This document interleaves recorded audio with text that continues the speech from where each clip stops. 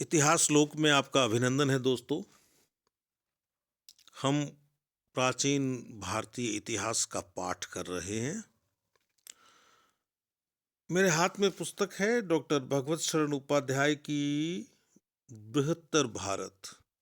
मैं बृहत्तर भारत बोल रहा हूं क्योंकि पुस्तक का नाम यही है।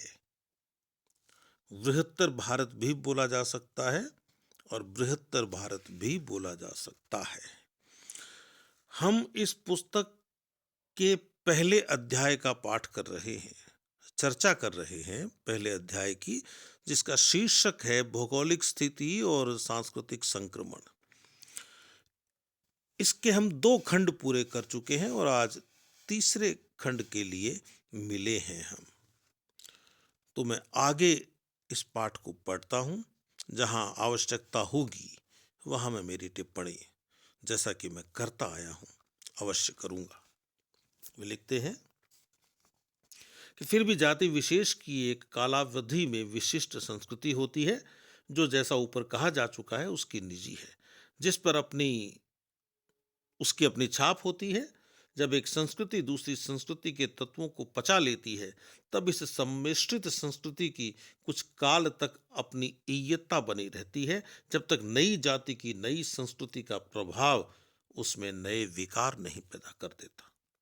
संस्कृतियों का अंतरावलंबन लक्ष्य और अलक्ष्य दोनों रूपों में सार्थक है। लक्ष्य रूप में उसे देखने में तर्क अथवा उदाहरण की आवश्यकता नहीं होती।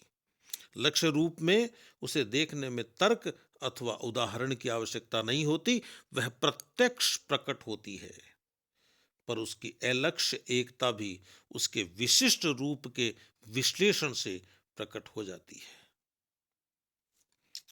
काल और देश के परिवेश निश्चय ही उसके प्रत्यक्षीकरण में बाधक होते हैं। ध्यान देने की बात है, काल और देश के परिवेश निश्चय ही उसके प्रत्यक्षीकरण में बाधक होते हैं। संसार की संस्कृतियों के अनेक तथ्य ऐसे हैं जिनका प्रसार सार्वदेशिक और सार्वकालिक रूप से हुआ है। चीनी और दक्षिण अमेरिकी लिपियों को छोड़कर संसार की अन्य प्राय सभी लिपियां एक ही आधार से विकसित हुई है। हम चाहे लिपि की बात करें, हम चाहे बोली की बात करें, या मित्रों हम चाहे भाषा की बात करें, सभी के बीच पूरे भूगोल में एक जुड़ाव दिखाई देता है।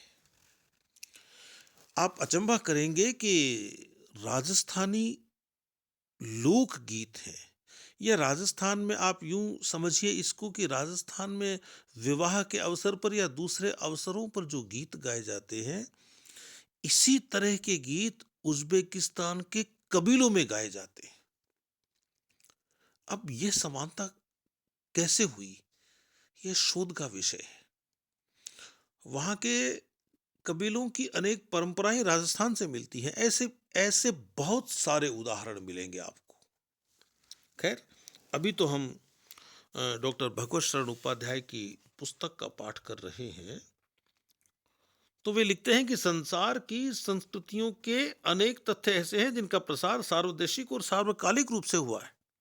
चीनी और दक्षिण अमेरिकी लिपियों को छोड़कर संसार की अन्य प्राय सभी लिपियां एक ही आधार से विकसित हुई है।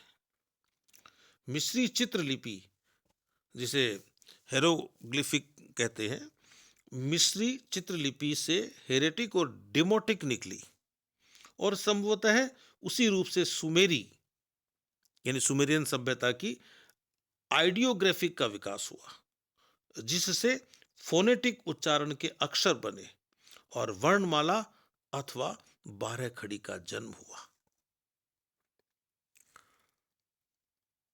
सुमेरी से बाबुली और असूरी तथा खत्ती का विकास हुआ। फिर इब्रानी और फिनिकी यानी फिनिशियन, और उससे ग्रीक, इत्रुस्की और रोमन लिपि का, जिसमें एशिया की भाषाओं को छोड़कर संसार की प्राय सारी भाषाएं लिखी जाती हैं। असूरी का एक रूप अरबी में विकसित हुआ और अरबी से अरमई तथा फारसी का, ब्राह्मी का आधार आज खोज पाना कठिन है।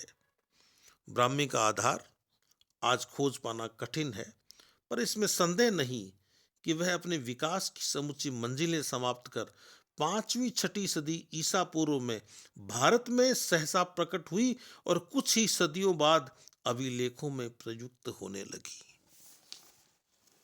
अब आप देख लीजिए कि किस तरह से भाषा का विकास होता है।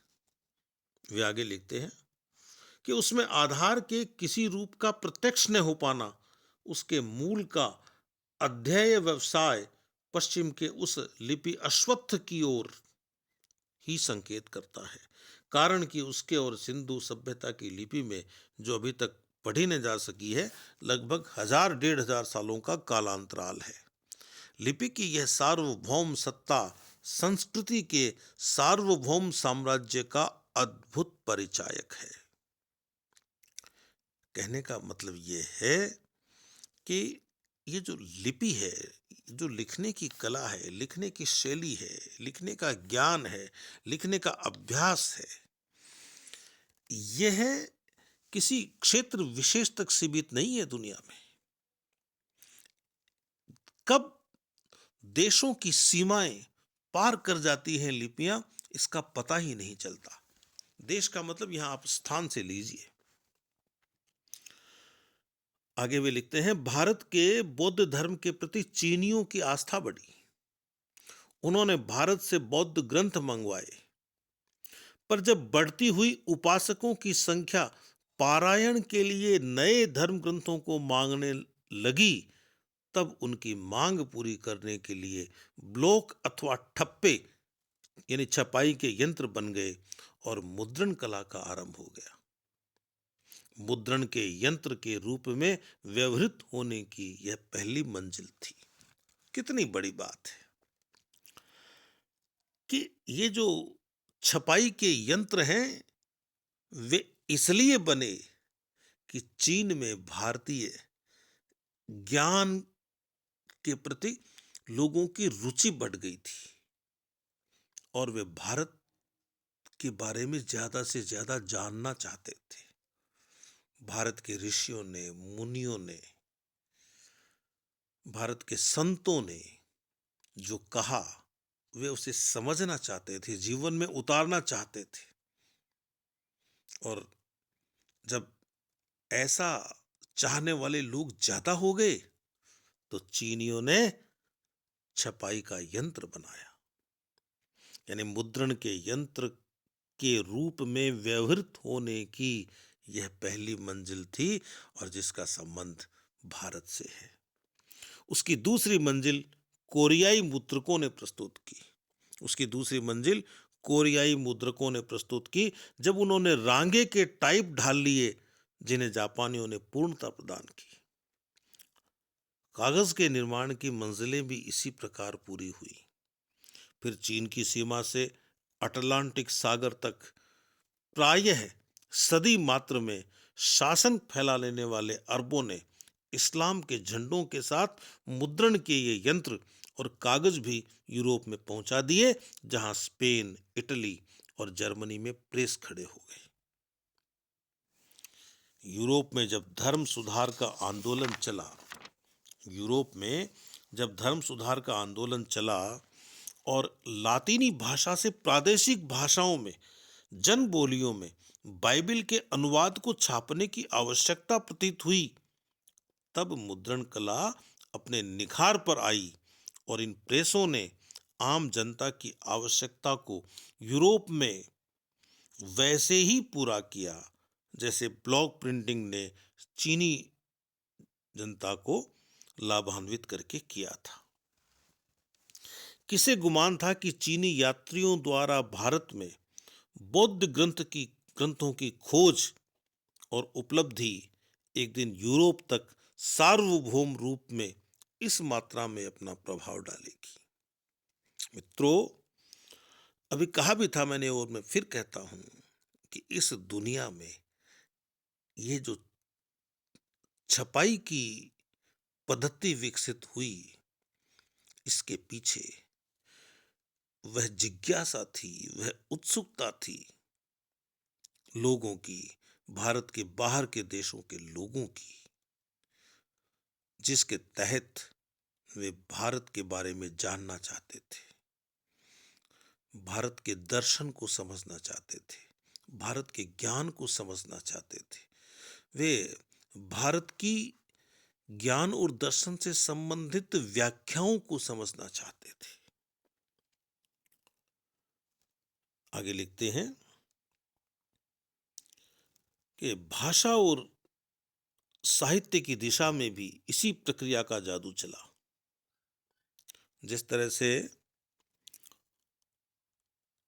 यह जो एक प्रक्रिया संपन्न हुई मुद्रण की, और वह भारत के कारण हुई, उसी तरह भाषा और साहित्य की दिशा में भी इसी प्रक्रिया का जादू चला। हिंद यूरोपीय भाषाओं का संक्रमण एक ओर हिंद एशिया तक और दूसरी ओर अटलांटिक सागर तक हुआ। साहित्य के क्षेत्र में अनेक ऐसे ग्रंथ हैं जिनका प्रसार संसार में व्यापक रूप से हुआ। बहुत सारे ग्रंथ हैं मित्रों। संस्कृत के अनेक ग्रंथ प्राचीन भारत में दुनिया पढ़ती थी, भारत के बाहर के लोग पढ़ते थे। साहित्य के क्षेत्र में अनेक ऐसे ग्रंथ हैं जिनका प्रसार संसार में व्यापक रूप से हुआ। प्राचीन काल में ही संस्कृत के पंचतंत्र की कहानियां समूचे एशिया को प्रभावित करने लगी। पंचतंत्र लिखा विष्णु शर्मा ने। प्राचीन काल में ही संस्कृत के पंचतंत्र की कहानियां समूचे एशिया को प्रभावित करने लगी और देश तथा काल के व्यवधान को हटाकर यूरोपीय कहानियों का भी वे आधार बनी। आप यदि यूरोप की कहानियां पढ़ें, चाहे वे किसी भाषा में हो, आप पाएंगे कि उन कहानियों पर प्राचीन भारत के पंचतंत्र की कहानियों का प्रभाव है। इतिहास का मतलब केवल युद्धों को पढ़ना नहीं है, केवल संधियों को पढ़ना नहीं है। इतिहास का मतलब केवल यह पढ़ना नहीं है कि किसने किसको युद्ध के मैदान में हराया या किसने किसको युद्ध के मैदान में जीता। इतिहास का मतलब है कि दुनिया के मानस पर किसका प्रभाव पड़ा। एक देश के लोग दूसरे देश के लोगों के दर्शन से और ज्ञान से कितने प्रभावित हुए, यह भी एक प्रकार की विजय है। यदि वे ज्यादा प्रभावित होते हैं तो अपना जीवन आधार, अपना जीवन दर्शन बदल लेते हैं। तो पंचतंत्र की कहानियां यूरोपीय कहानियों का भी आधार बनी। आज के संसार का समूचा साहित्य, समूची कला अन्योन्याश्रित है, यानी एक दूसरे पर आश्रित है, जिसकी बेलें सारे संसार में लगती चली गई है। धर्म के क्षेत्र में तो यह स्थिति और भी व्यापक रूप से सत्य है। मित्रों, धर्म का जहां तक भारत से संबंध है, वह रिलीजन नहीं है। हमेशा कहता हूं कि भारतीय प्रत्ययों को भारत के संदर्भ में ही समझना चाहिए। रिलीजन कभी धर्म नहीं हो सकता। तो धर्म के क्षेत्र में तो यह स्थिति और भी व्यापक रूप से सत्य है। बौद्ध, ईसाई और इस्लाम के अनुगामियों की संख्या आज भी अनंत है।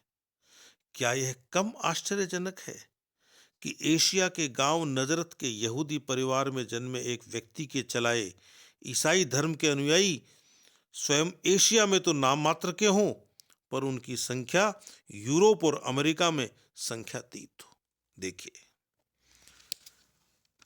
ईसा का जन्म हुआ एशिया में,